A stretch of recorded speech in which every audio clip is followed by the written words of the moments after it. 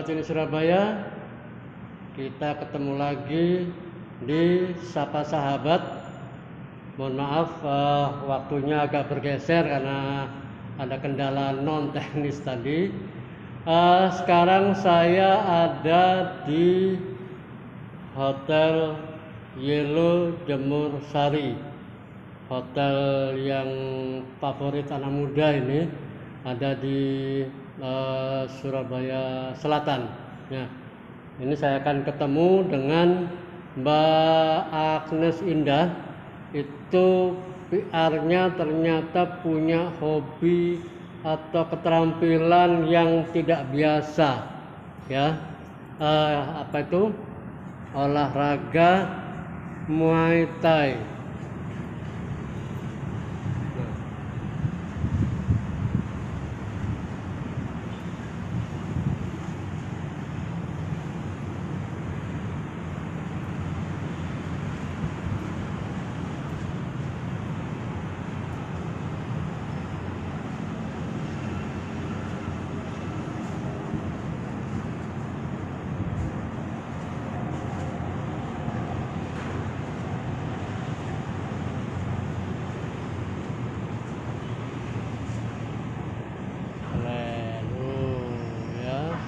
Jangan main-main dengan Mbak Agnes Indah ini, bisa lebur nanti.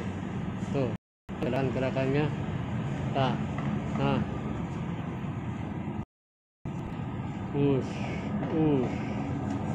coba.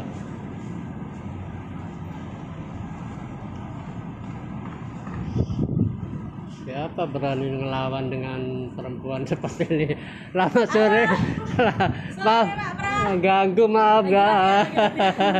Mbak, bisa ngobrol bentar, Mbak? Boleh, Pak. Ya, oke, ya Allah, saya baru tahu. Aduh, ini ternyata sampean punya keterampilan yang tidak biasa dan tidak semua wanita melakukannya. Iya. Apa namanya tadi, Muay Thai, Mbak ya? Namanya sih macam-macam. Kalau orang suka bilang sih Muay Thai, atau Thai boxing, atau kickboxing. Jadi sebenarnya awal mulanya sih kickboxing. Kickboxing. Oke. Cuman dikembang-kembangkan. Kalau Muay Thai itu khusus dia dari Thailand. Kalau boxing itu kan dia cuma hanya pukulan aja. Kalau Muay Thai atau Thai boxing dia perpaduan pukulan, tendangan, apa ini? Siku, sama lutut. Lebih lengkap ya, Mbak ya. Lengkap. Semua anggota badan ikut bergerak ya, Mbak ya. Betul. Enggak gini, Mbak. Ini mulai kapan sampean belajar atau tertarik ini, kok pilihannya ke kickboxing atau Muay Thai ini? Jadi kalau historicalnya sangat jauh sekali. Dari kecil memang sudah suka olahraga. Yeah. Suka olahraga dan berawal dari cheerleaders sih, ya dance gitu kan. Kemudian beranjak ke kuliah itu, ceritanya dulu kuliah tuh instruktur aerobik sama Zumba. Awal mulanya. Terus lama-kelamaan kok bosen. Zumba terus, aerobik terus. Dengan cari sesuatu yang kayaknya menantang. Terus lagi anti mainstream pada saat itu adalah Muay Thai. Boxing dulu. Awalnya boxing dulu, Pak Pra. Jadi kok boxing nih keren ya, cewek. Dari dulu sih pengen jadi kayak cewek jagoan gitu, Pak Pra. Cewek jagoan yang apa sih, kalau paling nggak punya dasar bela diri. Kalau misalnya di jalan ada yang cowel-cowel atau apa, melatih refleks lebih ke itu. Kalau refleks udah kelatih, kan enak ya. Dia pengennya ke boxing, belajar boxing. Kok tertarik, kok pas cocok gitu kan. Karena saya pun tomboy dari kecil, tomboy. Sorry, bentar, saya potong. Itu siapa yang mengenalkan awalnya? Siapa ya? Oh, temen. Temen ada, dia posting di Instagram. Kebetulan temen itu punya cowok sih, punya kayak sanggar atau studio boxing di Semarang. Saya kan aslinya di Semarang, Pak. boxing bisa nggak sih buat cewek?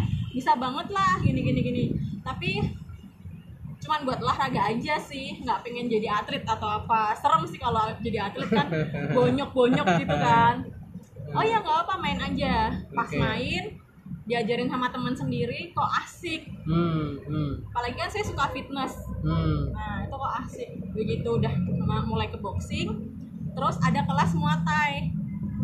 Pengen nyobain Muay Thai pakai tendangan, lebih keren lagi. Begitu nyobain hari pertama udah langsung jatuh cinta sih. Tahun 2014 atau 14 akhir, 15 awal lah pokoknya. Tahun 2015. Itu nggak memerlukan energi yang ekstra gitu mbak untuk latihannya, untuk pasti melakukannya gitu ya? Pasti. Karena kalau energinya tuh banyak banget yang dikeluarkan, kalorinya terbakar banyak banget. Karena kalau mau latihan boxing atau mau latihan Muay Thai itu nggak langsung mukul Pak Pra. Itu nggak boleh langsung mukul. Jadi waktu pertama kali latihan, misalnya 1 jam latihan, 15 menit sampai 30 menit awal itu kita latihan kardio dulu. Entah itu lari, loncat, atau halang rintang gitu, lompat-lompat melewatin rintangan, atau kalau enggak kita push up, squat, sit up, itu kardio dulu yang dilatih. Begitu udah keringetan, baru kita teknik pukul sama teknik nendang. Di awal sih memang belajar teknik semuanya. Di awal nggak mungkin yang langsung pelatihnya tuh ngajak sparring gitu tuh nggak. Jadi diajarin dulu, karena ada total itu ada 4 gerakan. Kalau kebetulan kalau Muay Thai itu nggak ada tingkatan kayak judo, kayak karate, apa tuh yang pakai tendangan, cuma tendang-tendang tuh apa namanya? Apa sih, lupa itu. Kalau itu kan ada sabuk-sabuknya. Muay Thai nggak ada sabuk-sabuknya. Cuman dia ada 4 gerakan dasar, pukulan, tendangan, sikut sama pukul, tendang, sikut sama lutut. Itu Pak Pra. Nah, sorry Mbak. Teorinya tadi kan lebih banyak ke teori dulu itu. Berapa lama tuh sampai kemudian kepada gerakan sebenarnya? Balik ke orangnya lagi masing-masing sih Pak Pra.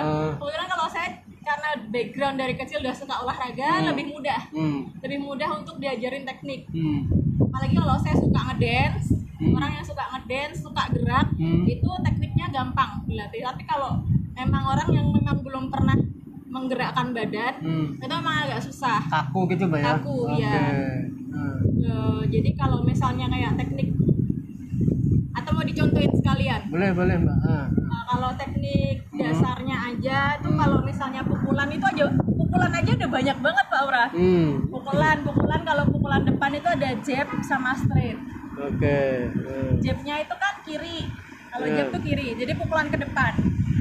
Nah sebenarnya yang paling penting pertama kali latihan Muay Thai atau boxing itu yang diajarin itu adalah kuda-kudanya. Kuda-kudanya emang harus kekuatan kaki ya Mbak ya? Ya, kalau kuda-kuda nggak kokoh, dia untuk menyerang cepet jatuh. Jadi emang kaki kiri untuk pertahanan gitu Mbak ya? Iya, untuk pertahanan.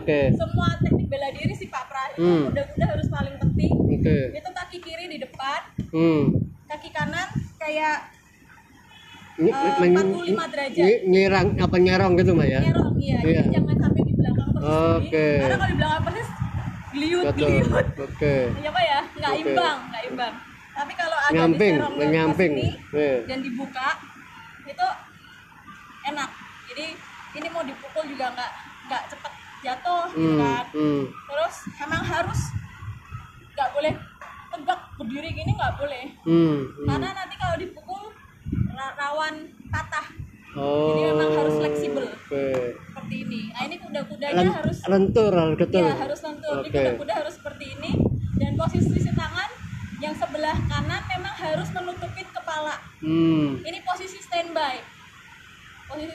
Jadi sebelah sini untuk menghadang serangan lawan dari arah kanan. Sini, ke arah kanan. Jadi memang fungsinya untuk melindungi kepala.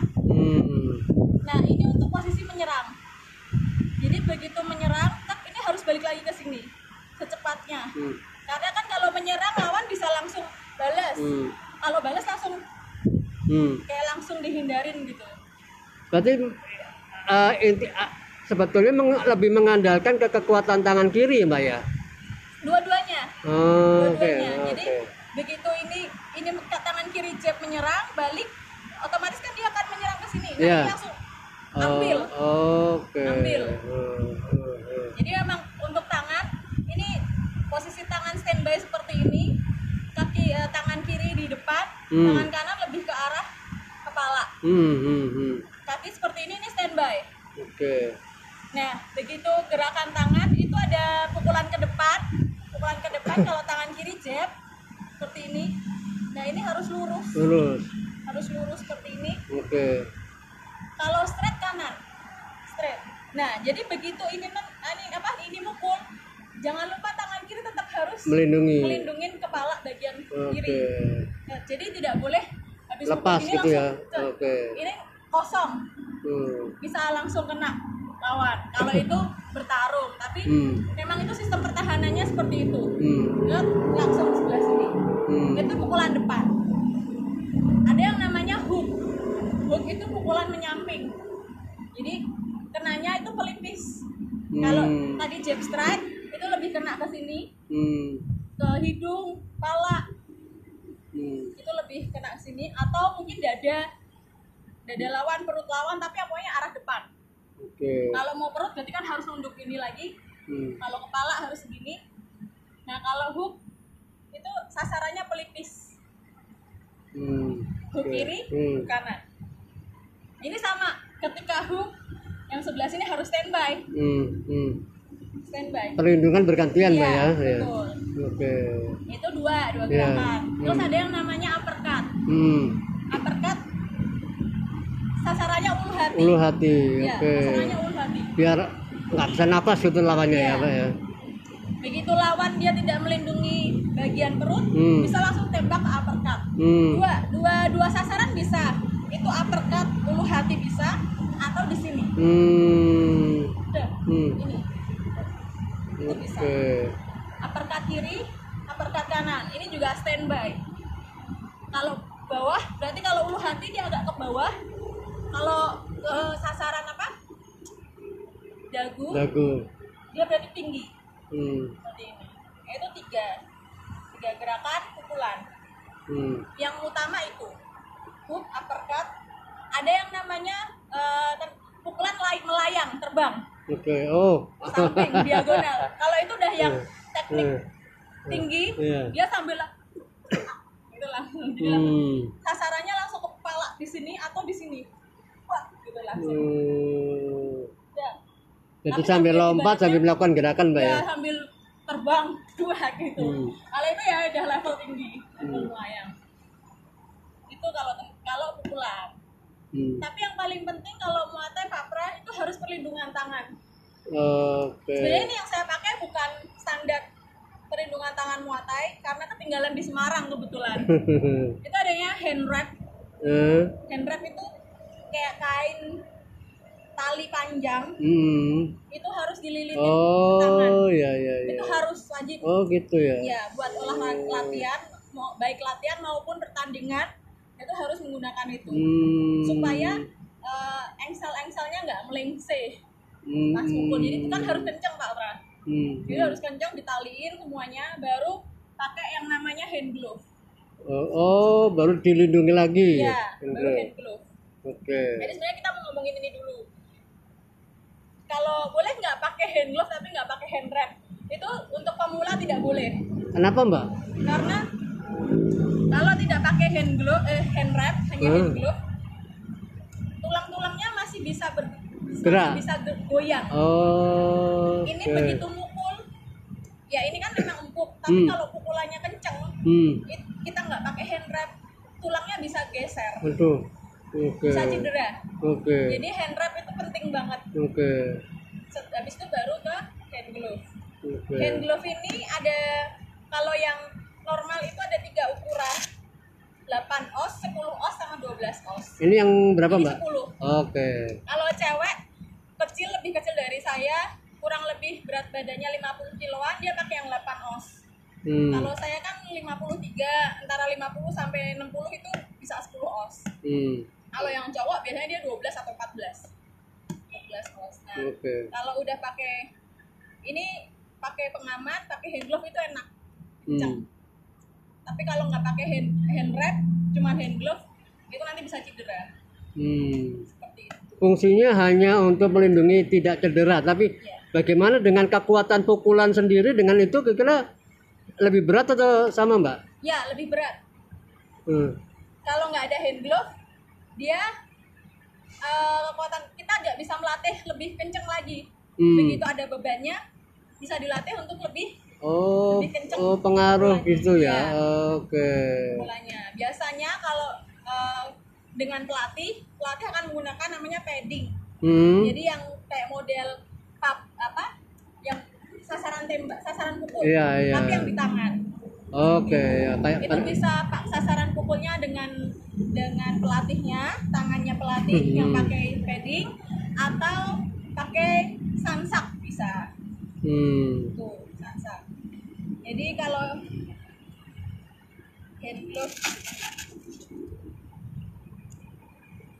jadi ini kan dua, ini yang 10 os, ini yang tadi hand glove, itu lebih enak, lebih nyaman. Seperti itu. Itu kalau yang pukulan, Pak Bra. Jadi ini disarankan dipakai bagi mereka yang pemula sekalipun sudah pakai ini, Mbak ya? Harus. Harus pakai hand glove. Tapi kalau misalnya udah atlet, tangan kosong biasanya. Dia cuma pakai hand wrap aja. Hand wrap aja tanpa hand glove. Dia langsung pukul. Pakai seperti ini. Karena sebenarnya di Muay Thai asli di Thailand itu nggak pakai hand glove. Cuman kalau untuk belajar olahraga disarankan pakai hand glove. Seperti itu. Kalau gerakan kaki gimana? Siku dulu aja kan. Oh ya, siku. Yang paling utama membedakan dari boxing adalah siku sama lutut, sama tendangan. Ya kan, kalau siku dia ada macam-macam. Horizontal itu seperti ini. Dia sasarannya di sini juga bisa. Rahang ya? Ya, rahang. Seperti ini. Oh, dengan sikut kena rahangnya? Iya. Oke. Seperti ini, tergantung lawannya ya. Kalau lawannya tinggi berarti agak tinggi seperti ini memang. Terus ada sikut atas, serangan sikut atas juga. Lebih ke sini bisa kepala, bisa sini bisa dan seperti itu. Atau sikut memutar. Sikut belakang dulu, sikut belakang. Langsung lawannya di sini. Kalau sikut memutar harus putar dulu. Bang. Sikut memutar. Ada sikut bawah. Di sini serangannya. Itu sikut bawah. Jadi yang paling pokok, paling basic itu. Horizontal, atas, bawah, belakang. Semua targetnya adalah titik-titik lemah lawan, Mbak ya? Iya, betul. Kalau sikut itu bisa pun juga kiri, tadi kan kanan, kiri juga bisa. Ke samping, atas, belakang. Itu yang sikut. Terus kalau teknik lutut sama ada beberapa. Itu lututnya tergantung, kalau misalnya seperti ini itu biasanya kenanya di sini, ulu hati juga. Kena di ulu hati. Tapi kalau pengen di kepala itu harus dibantu sampai tangan. Tangannya pegang kepalanya, langsung pegang kepala, tarik, jebles ke lutut, itu kena kepala. Jadi tergantung, kalau pengen di ulu hati tinggal gitu aja. Tapi kalau pengen kena kepala, kepalanya harus seperti ini. Itu yang depan. Samping juga bisa, samping. Kemudian bisa juga depan, samping, memutar juga bisa. Teknik terbang juga bisa, tapi untuk tingkat yang sulit. Jadi langsung sambil loncat, sambil lutut. Sama yang terakhir kaki. Kaki ini cukup banyak. Kaki paling banyak itu kaki sama tangan. Jadi kaki ada tendangan ke depan. Jadi sambil ditendang sambil didorong seperti itu. Terus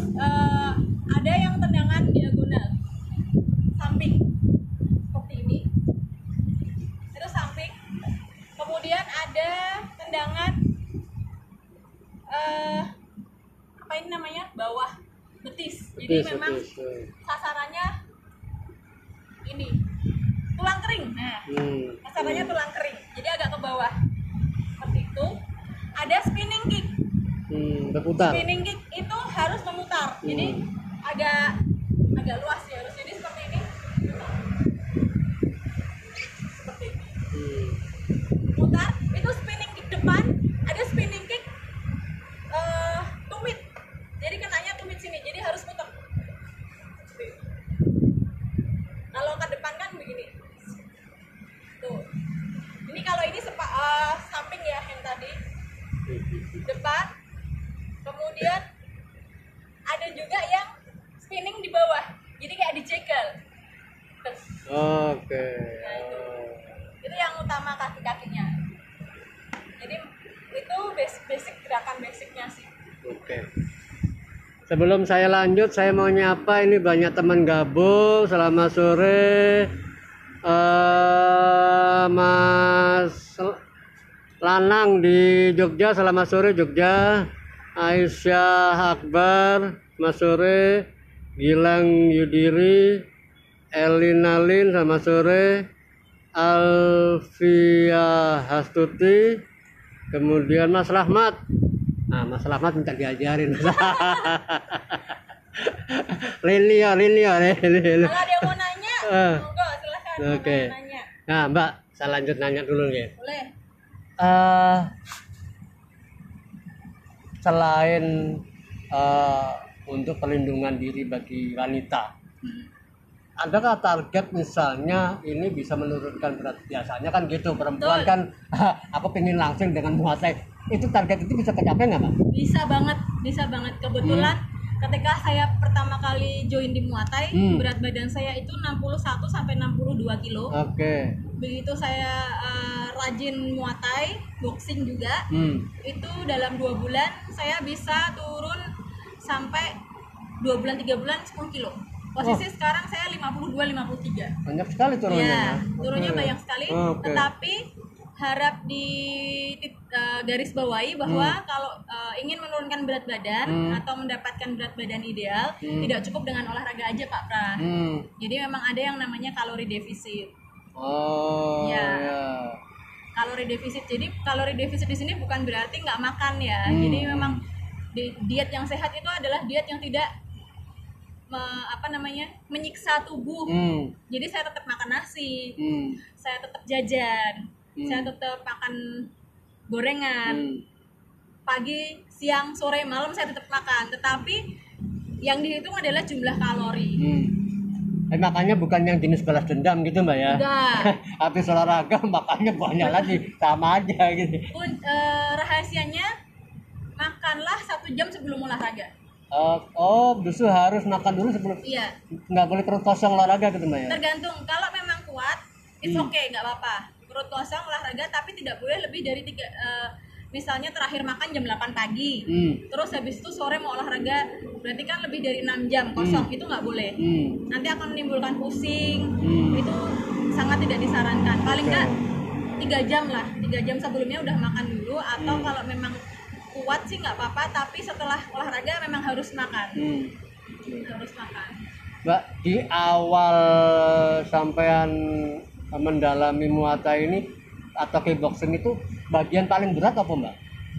Bagian paling berat itu adalah teknik tendangan. Yang berat itu pemanasannya sebenarnya sih Pak Pras. 30 menit tadi itu ya. Begitu udah masuk ke mukul, nendang itu udah seru. Iya. Pemanasan Tapi pemanasannya itu yang bikin jenuh ya, bener-bener Iya, bikin bosan ya. Bikin gila lah, apalagi kalau memang ikut kelas itu memang benar-benar digojlok sama pelatihnya. Pakai ban bekas lah atau apa, kita ban bekas harus diangkat junjung kayak gitu, atau kita pakai tali harus latihan apa, kita pakai halang rintang harus menghindar seperti itu. Memang dilatih kecepatannya di situ. Kalau fisiknya udah kuat, nendang jotos sudah gampang. Itu yang paling berat. Nah, pernah nggak Mbak sampai cedera, Mbak? Pernah. Wus. Olahraga, boxing, bela diri, Muay Thai kalau nggak pernah cedera kayaknya nggak seru. Nggak seru ya, kebetulan cedera itu kaki pernah, tangan pernah. Itu karena itu tadi, karena saya ngeyel, lupa bawa hand wrap, udah terlanjur sampai sanggar, sampai ke dojo, paksain, cuman pakai hand glove, akhirnya bengkak di sini. Tapi kan hanya itu harus dipijit, terus sudah sembuh, ya latihan lagi, nggak kapok juga. Kalau kaki itu nendangnya tekniknya salah. Kaki tekniknya salah, terus kena di ankle sini sih. Cuman dipijat sembuh, latihan lagi. Nggak sampai ada yang keselip tulangnya nggak ketara itu mbak ya? Aman. Kalau latihannya itu benar-benar di studio yang bagus, biasanya mereka akan provide juga itu alat pelindung kaki. Deker ya? Ya semacam deker, tapi dia panjang dari sini sampai sini. Biasanya itu digunakan untuk latihan sparring dengan lawan, tendang di tulang kering, jadi menutupi tulang kering. Kan paling bahaya nih tulang kering ya kalau kaki di situ. Saya mau nyapa lagi Mas Angga, selamat sore. Lalu Widyasari, Mbak Lulu, ya, Mas sore, Mas Eko Doto Nugroho. Nah, ini ada yang nanya Mbak, memang latihan ini diarahkan untuk fighting kan Mbak? Latihan Muay Thai ada 2 jenis, untuk kebugaran tubuh, atau memang untuk menjadi atlet. Iya. Kalau untuk kebugaran tubuh aja sih nggak yang sampai bener-bener kita sparring sama lawan, nggak. Jadi memang pemanasan, kemudian padding dengan pelatih seperti itu buat kardio lah, kardio. Tapi kalau emang jadi atlet emang itu benar-benar spesial treatment, memang harus belajar teknik benar-benar, memukul, hindar seperti itu, dan memang harus mukul lawan. Nah kebetulan saya tidak mengarah ke atlet, karena bunuh hewan aja saya takut, apalagi mukul orang. Kecuali kepepet sudah ya. Kecuali kepepet. Nah itu juga melatih, salah satu positif thingnya kalau saya ikut Muay Thai itu refleksnya jadi main Pak Pran. Jadi kan kalau kita latihan Muay Thai itu akan diajarin juga cara apabila misalnya kita dipegang tangannya, meloloskan dirinya seperti apa, itu nanti diajarin. Jadi kayak ibaratnya ketika refleks sudah main, pertahanan diri itu langsung otomatis main. Jadi ada kisah, saya pernah mau dijambret. Ini pengalaman real Mbak ya? Real. Jadi waktu itu saya masih di Semarang, masih di reception kan kadang ada pulang saya malam, masuk shift sore jam 11 malam, itu saya lagi jalan jambret, tas saya mau jambret, langsung karena saya udah pernah latihan Muay Thai, boxing, saya otomatis refleks langsung turun ke bawah seperti ini. Jadi turun ke bawah seperti ini. Nah Mbak, yang ngejamret yang jatuh. Ini penting ini buat para wanita yang di daerah-daerah rawan Surabaya ini kan, kalau dijamret gimana Mbak? Tadi Mbak. Nah, harus ada gerakan ini aja, sedo. Kalau sedo agak susah gitu, ada yang praktekin kayak dorong gitu loh. Kayak ada yang dorong gitu. Kalau gini kan tangannya nggak kelihatan. Jadi emang harus, jadi begitu ada yang kayak nodong di sini. Ya, Nah, langsung ambil ini, misalnya tangannya, kita langsung set, tangannya ditek gitu, langsung kenain seperti itu. Kalau ada yang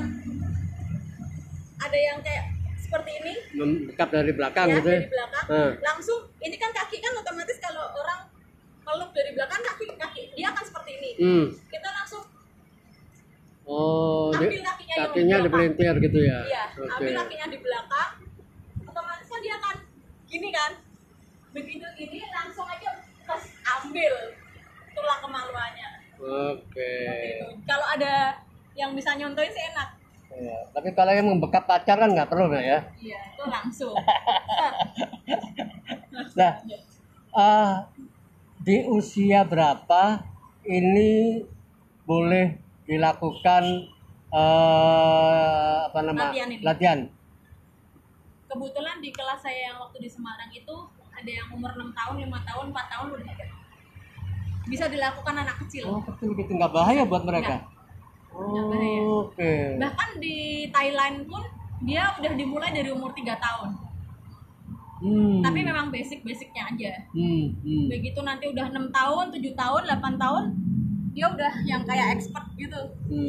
Anak saya kenalkan Muay Thai juga dari umur 5. Oke. Iya. Dari umur 5. Sudah nurun ini Muay Thai-nya. Bisa.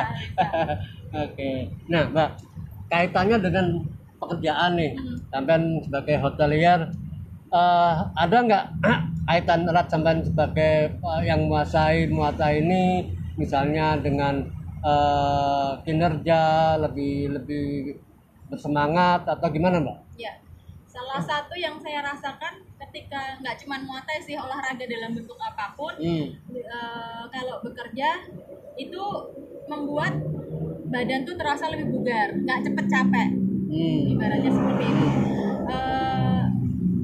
Kadang kan kalau kerja kan harus lembur sampai 12 jam atau berapa jam, itu daya tahan tubuhnya jadi lebih bagus kalau olahraga. Nah, positif plusnya lagi, dengan saya bisa Muay Thai, dengan saya bisa Zumba, saya bisa menularkan kemampuan saya itu ke teman-teman partner kerja yang lain.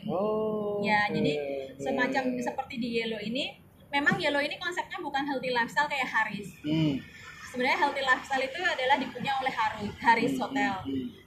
Kalau kita Yellow kan lebih ke street art, gaming. Cuman positif thing-nya adalah dengan saya bisa Muay Thai, boxing, Zumba, yoga, saya juga bisa yoga, aerobik bisa, itu saya bisa bikin kelas untuk teman-teman. Jadi teman-teman yang ada di hotel, partner kerja itu kan juga mempunyai pengen lah mereka tuh olahraga biar daya tahan tubuhnya meningkat, apalagi di pandemi ini. Terus ya udah saya bikin kelas. Jadi kita sehat bareng, happy bareng. Itu asiknya. Nah, apa yang perlu dicermati ketika seseorang ingin berlatih Muay Thai ini, Mbak?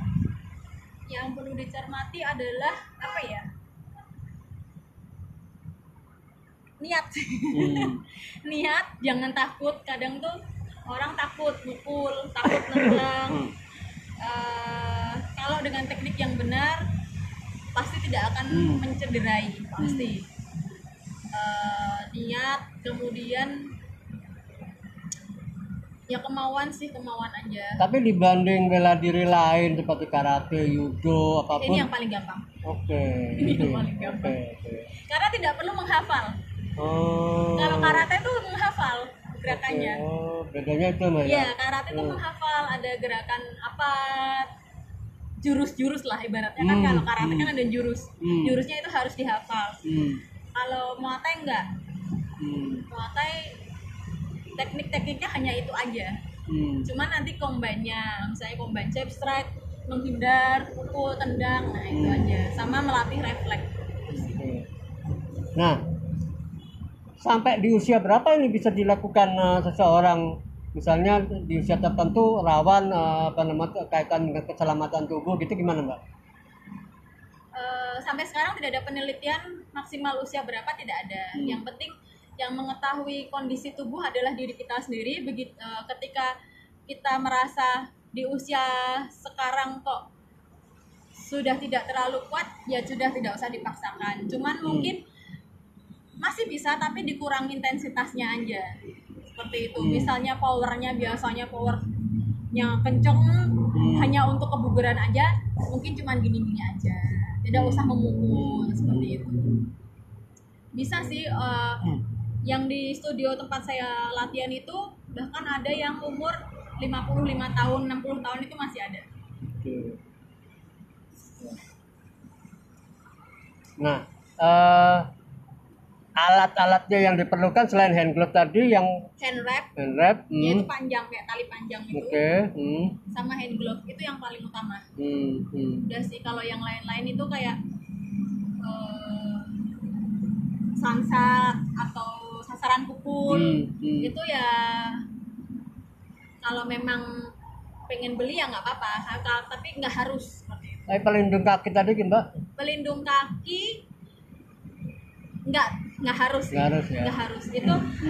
Pelindung tulang kering itu kalau memang niatnya pengen sparring sama partner, contoh apa tendang-tendangannya bener-bener nendang, itu memang pakai. Tapi kalau cuma latihan dengan pelatih, itu nggak perlu.